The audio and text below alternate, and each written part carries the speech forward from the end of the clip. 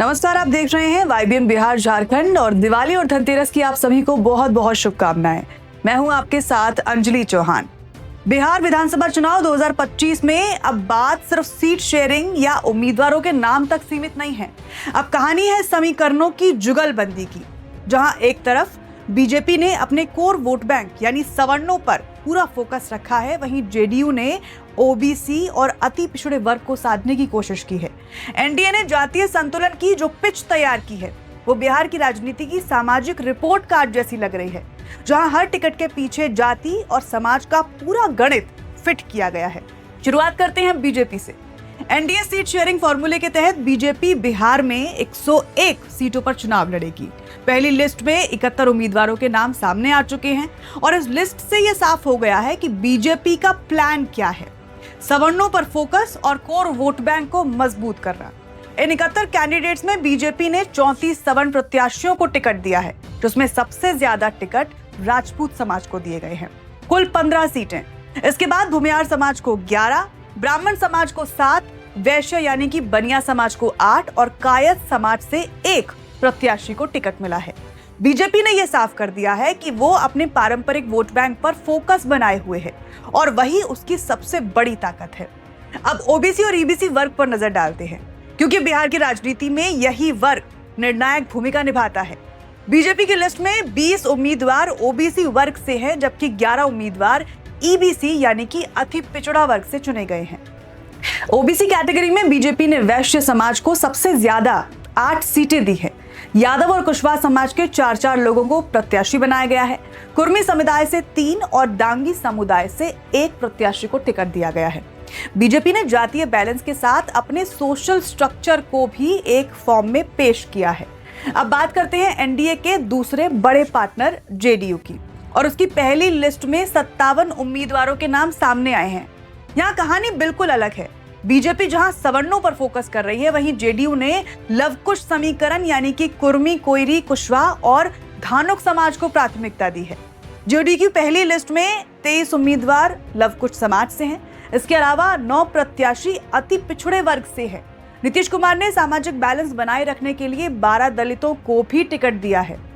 JDU ने इस बार 27 नए चेहरों को मौका दिया है, यानी लगभग आधे पुराने उम्मीदवारों के टिकट काट दिए गए हैं। ये बदलाव दिखाता है कि जेडीयू इस बार परफॉर्मेंस और स्थानीय समीकरण दोनों पर एक साथ काम कर रही है। अगर इस पूरे समीकरण को एक साथ लाइन में समझा जाए तो बीजेपी ने हवा संभाली है और जेडीयू ने जमीन। बिहार की राजनीति में जाति सिर्फ पहचान नहीं है, बल्कि राजनीतिक दिशा तय करने वाला सबसे बड़ा फैक्टर माना जाता है। अब देखते हैं कि एनडीए ने बाकी सहयोगी दलों की स्थिति। जीतनराम मांझी की हम पार्टी को एनडीए में 4 सीटें मिली हैं। मांझी का वोट बैंक दलित समाज, खासकर की मुसहर समुदाय पर आधारित है, यानी मांझी एनडीए के लिए सामाजिक जोड़ की भूमिका निभा रहे हैं। चिराग पासवान की लोक जनशक्ति पार्टी रामविलास को 6 सीटें दी गई हैं। एलजेपी-आरवी दलित, खासकर पासवान वोट बैंक को कंसोलिडेट करने की कोशिश करेगी। उपेंद्र कुशवाहा की रालोसपा को 3 सीटें मिली हैं, जिसका फोकस कुशवाहा और कोयरी वोट बैंक पर रहेगा। एनडीए के पूरे गठबंधन को देखें तो हर दल को उसकी जातीय पकड़ के हिसाब से फिट किया गया है। बीजेपी सवर्ण समाज को संभाल रही है, जेडीयू ओबीसी और ईबीसी वर्ग को संभाल रही है, एलजेपी दलितों को, हम पार्टी मुसहर वोट को और रालोसपा कुशवाहा समाज को। इसे कहा जा सकता है कि समीकरणों की साझेदारी और जीत की संभावनाओं की राजनीति। अब महिलाओं की हिस्सेदारी पर बात करें तो एनडीए की दोनों बड़ी पार्टियों ने इस बार महिलाओं पर ज्यादा ध्यान नहीं दिया है। जेडीयू की लिस्ट में 57 उम्मीदवारों में सिर्फ 4 महिलाएं हैं, वहीं बीजेपी की लिस्ट में सिर्फ 9 महिलाओं को टिकट मिला है। बीजेपी ने यहां भी जातीय बैलेंस को ध्यान में रखा है।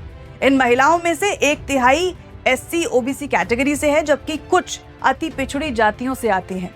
महिलाओं की हिस्सेदारी अब भी सीमित है और ये दिखाता है कि दोनों दल इस मुद्दे को प्राथमिकता में नहीं रख रहे हैं।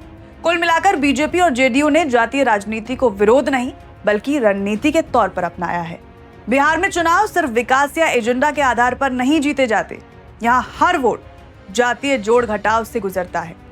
अब बड़ा सवाल यह है कि क्या बीजेपी और जेडीयू की ये समीकरण वाली जोड़ी 2020 की तरह दोबारा कमाल दिखा पाएगी, या इस बार जातियों के इस जोड़ में कई घटाव हो सकते हैं। मैदान वही है, जनता वही है, लेकिन समीकरण हर बार नए बन जाते हैं।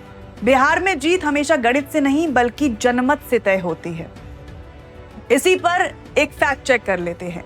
बीजेपी कुल 101 सीटों पर चुनाव लड़ेगी, जिसमें से अब तक 71 नाम जारी हो चुके हैं, जिसमें 34 सवर्ण, 20 ओबीसी और 11 ईबीसी उम्मीदवार हैं। जेडीयू 101 सीटों पर लड़ेगी, जिसमें 57 नाम जारी हो चुके हैं, 23 लवकुश, 9 अति पिछड़ा वर्ग से और 12 दलित उम्मीदवार इसमें हैं। अब हम पार्टी की बात कर लेते हैं। इसमें 4 सीटें हैं, जिसमें एलजेपी आरवी को 6 सीटें मिली हैं और रालोसपा को 3 सीटें। महिलाओं की हिस्सेदारी की बात की जाए तो जेडीयू को 4 और बीजेपी ने 9 महिलाओं को उम्मीदवार बनाया है। एनडीए की इस पॉलिटिक्स में साफ है कि टिकट बंटवारा केवल चुनावी प्रक्रिया नहीं बल्कि सामाजिक बैलेंस का प्रदर्शन है। हर सीट पर जातीय गणित और हर चेहरे के पीछे रणनीतिक सोच है। अब देखना यह है कि ये गणित मतदान के लिए कितना सटीक बैठता है, क्योंकि बिहार में समीकरण बहुत हैं, लेकिन नतीजे हमेशा जनता तय करती है। फिलहाल इस रिपोर्ट में इतना ही। अगर आपको ये वीडियो अच्छा लगा हो तो इसे लाइक एंड शेयर जरूर कीजिएगा और बिहार चुनाव से जुड़ी सभी बड़ी खबरों के लिए देखते रहें YBN बिहार झारखंड। नमस्कार।